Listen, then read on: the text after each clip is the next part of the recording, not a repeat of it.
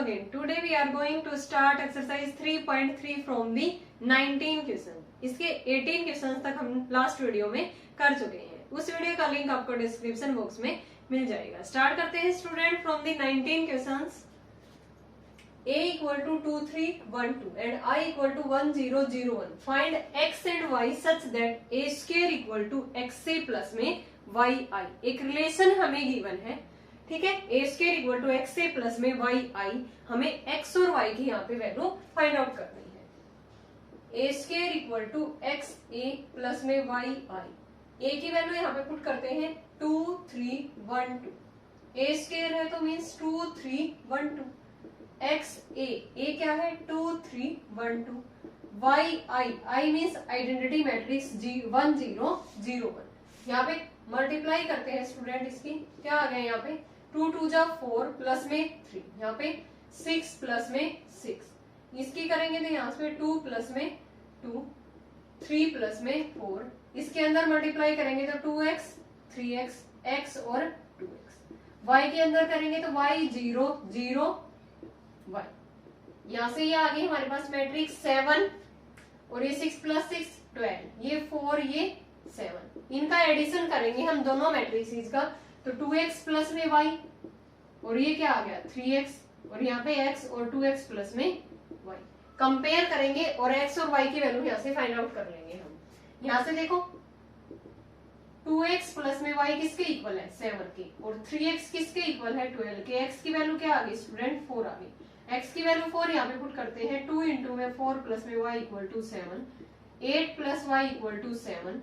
y की value क्या आ गई स्टूडेंट 7 माइनस में 8 माइनस 1. y की वैल्यू -1 आ गई और x की क्या आई थी 4.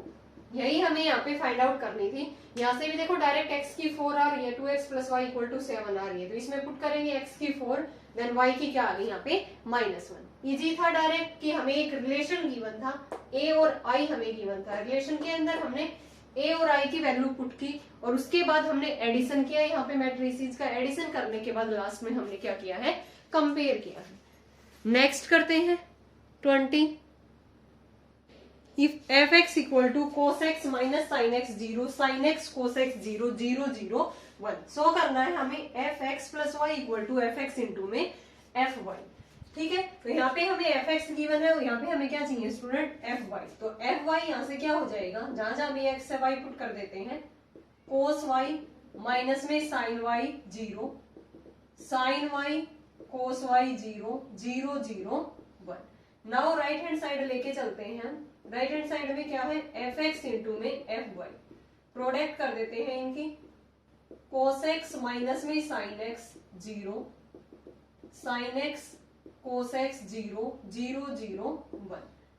fy cos y माइनस में sin y 0 sin y cos y 0 0 0 1. Product करते हैं यहां से. ये क्या आ गई product cos x cos y. ठीक है, minus sin x sin y और 0 इंटू में 0. फिर अब इसके साथ करेंगे तो क्या आएगा यहाँ पे cos x की प्रोडक्ट माइनस में sin y माइनस में sin x cos y और ये 0 हो जाएगा. लास्ट वाले में ये भी 0 ये भी 0 और ये भी लास्ट में 0. अब इसकी करते हैं इसके साथ. ये क्या आ गया sin x cos y plus में cos x sin y और फिर ये 0 आ जाएगा. फिर इसकी प्रोडक्ट इसके साथ करेंगे तो माइनस में sin x sin y plus में cos x cos y और प्लस में 0. इसकी इसके साथ करेंगे तो ये क्या हो जाएगा 0. अब इसकी करते हैं तो ये सारा यहाँ पे हमारा 0 आएगा. इसके साथ करेंगे तो ये भी 0 आएगा. इसके साथ करेंगे तो यहाँ पे लास्ट में क्या आएगा 1 आएगा. अब यहाँ पे देखो ये किसका फॉर्मूला लिखा हुआ है student cos x cos y minus में sin x sin y. ये किसका फॉर्मूला है cos x प्लस y का. cos x प्लस में y का. यहाँ पे क्या लिखा हुआ है ये माइनस को आगे लेके आएंगे तो minus cos x sin y और माइनस में sin x cos y. तो ये minus sin x plus y का. माइनस तो बाहर और ये अंदर किसका फॉर्मूला है माइनस अगर हमने कॉमन लिया यहाँ पे तो sin x प्लस y का. ये 0 ये किसका फॉर्मूला है sin x प्लस y का. और यहाँ पे ये किसका फॉर्मूला है, कोस एक्स कोस वाई माइनस में साइन एक्स साइन वाई, ये वापिस से किसका है, कोस एक्स प्लस वाई का, ये 0 0 1।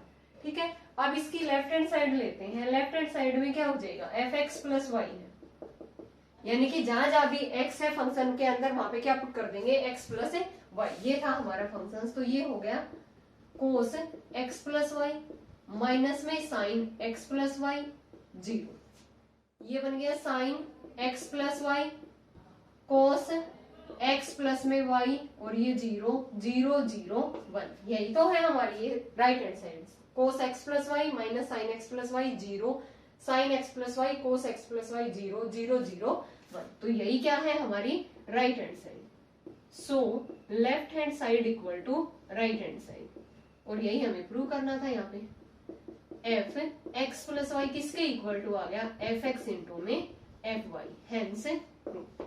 ठीक है, कैसे किया स्टूडेंट, हमें एफ एक्स की वैल्यू गिवन थी, तो एफ वाई क्या आ गया, जहां भी एक्स था वाई पुट कर दिया।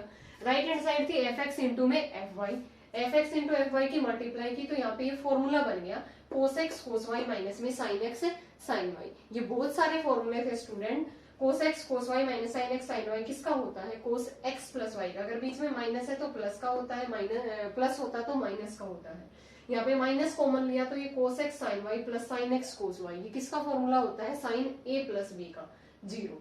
ये साइन एक्स प्लस वाई का, यहाँ भी कोस एक्स प्लस वाई का, ये 0 0 0 1। और यहाँ पे लेफ्ट हैंड साइड थी x plus y, f of x plus y, जहां भी फंक्शंस के अंदर एक्स था, एक्स की जगह पे एक्स प्लस वाई पुट किया, तो यही साइड बन गई हमारी right hand side. So left hand side equal to right hand side. Next करते हैं स्टूडेंट 21,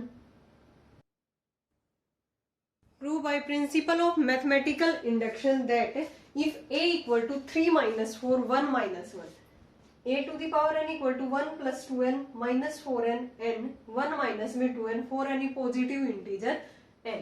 ये हमें मैथमेटिकल इंडक्शन से प्रूव करना है। इसके अंदर क्या होता है स्टूडेंट, हमने 11th क्लास में भी पढ़ रखा है। मैथमेटिकल इंडक्शन के अंदर पहले स्टेप में हम n इक्वल टू 1 के लिए प्रूव करते हैं, सेकेंड स्टेप में n इक्वल टू m के लिए मान के चलते हैं, एज्यूम करते हैं, देन थर्ड स्टेप के अंदर n equal to m plus 1 के लिए उसको प्रूव कर देते हैं। तो इसका मतलब हर वैल्यू ऑफ n के लिए ये हमारा क्या होगा, अप्लीकेबल होगा, सेटिस्फाई होगा। तो यहाँ पे a to the power n किसके इक्वल है, 1 प्लस में 2n माइनस में 4n n 1 माइनस में 2n।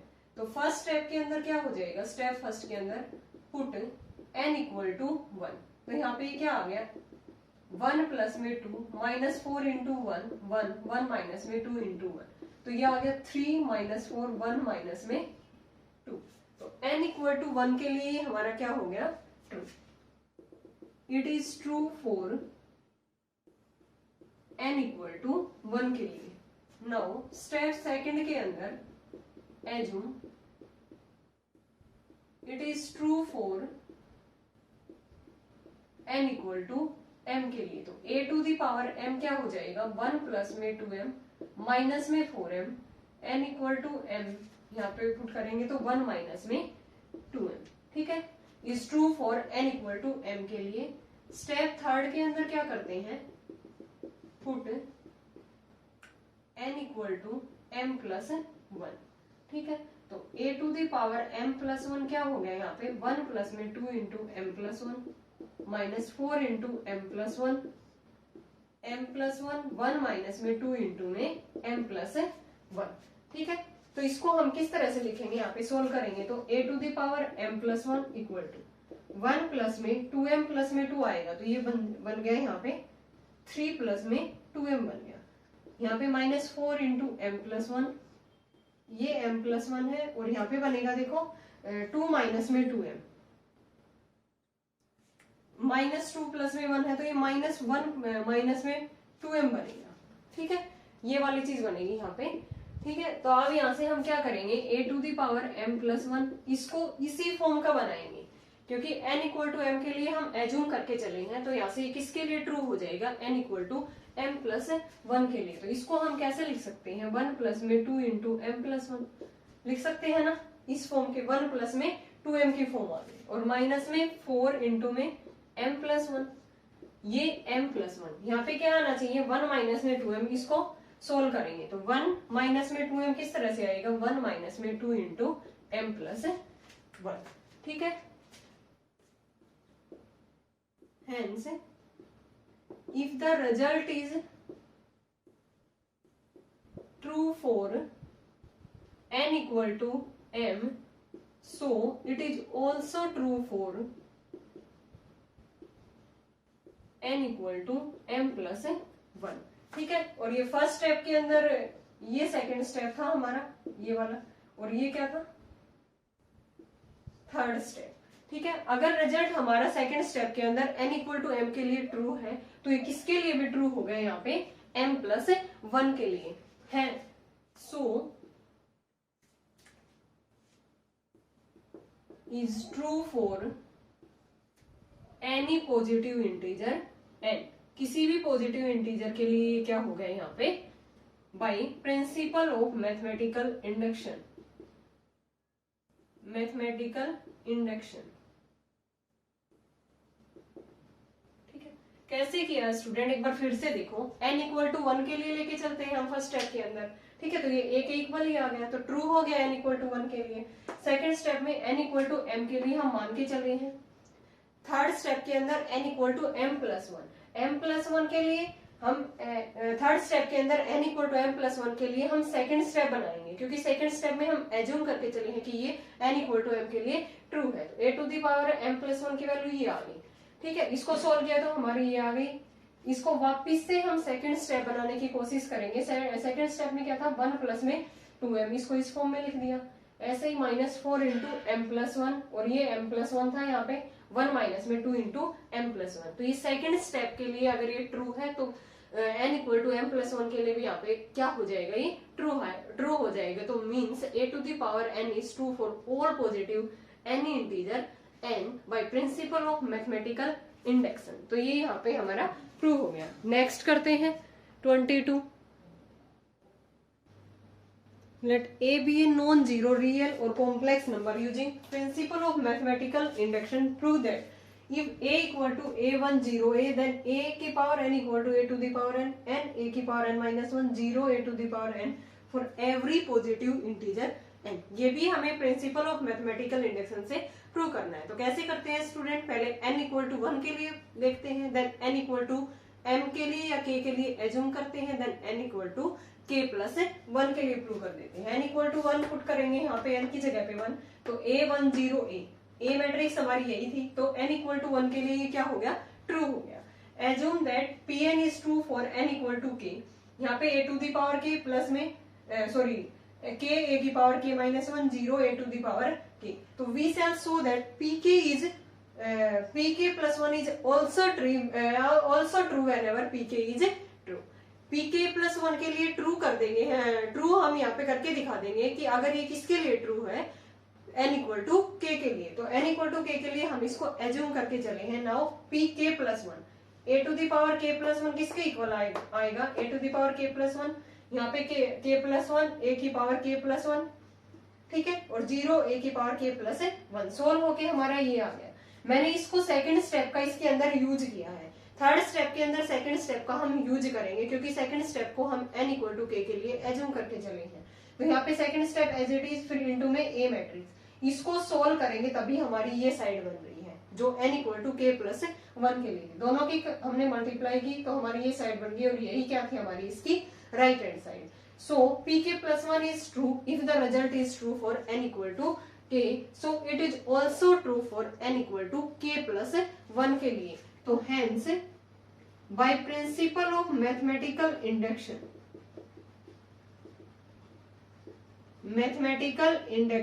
लास्ट में हमें ये लिखना है, it is true for all n।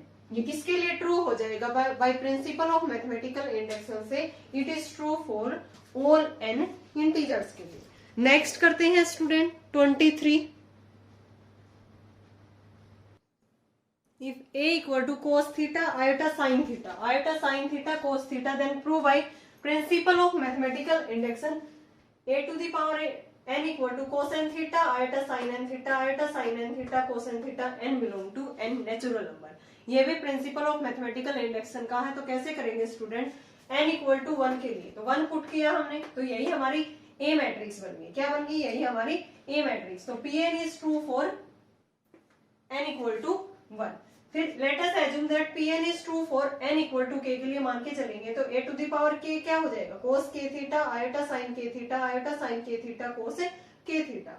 We shall show that pk plus 1 is also true whenever pk is true। ये हमें pk plus 1 यहाँ पे true दिखाना है, कब, whenever pk is true। तो pk plus 1 यहाँ पे cos k plus 1 theta iota sin k plus 1 theta iota sin k plus 1 theta cos k plus 1 theta. अब सेकंड स्टेप का हम यूज करते हैं इसके अंदर, a to the power k plus 1 को क्या लिख सकते हैं, a to the power k into में a to the power k की वैल्यू सेकंड स्टेप से, ये हमारा फर्स्ट स्टेप था, ये हमारा थर्ड स्टेप था। तो यहाँ पे a to the power k की ये वैल्यू है, इंटू में a वाली मैट्रिक्स हमारी ये है, मल्टीप्लाई करेंगे तो यहाँ पे ये वाली बन गई।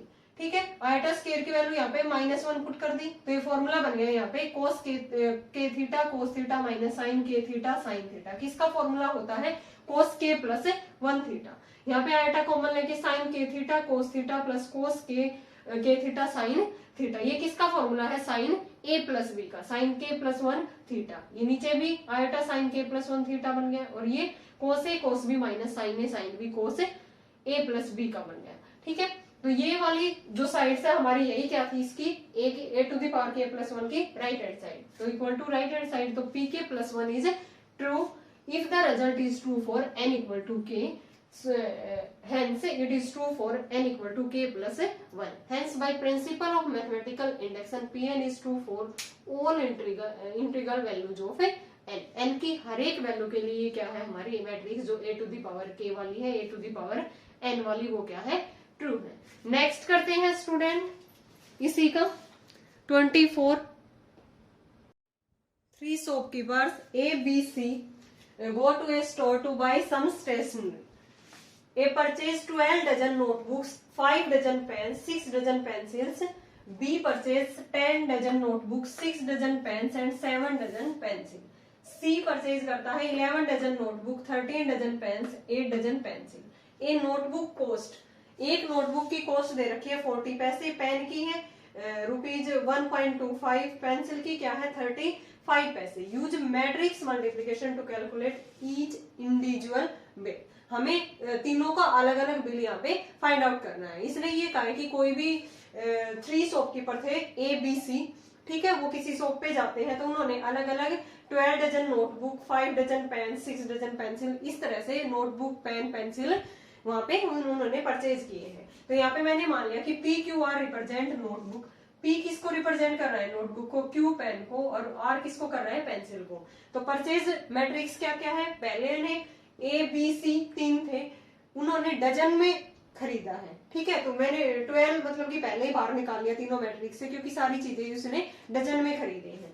तो 12 P ने कितने खरीदे हैं notebook, 12 dozen notebook, 5 dozen pencil, 5 dozen pen, 6 dozen pencil. B ने 10 नोटबुक, 6 डजन पेन और 7 डजन पेंसिल।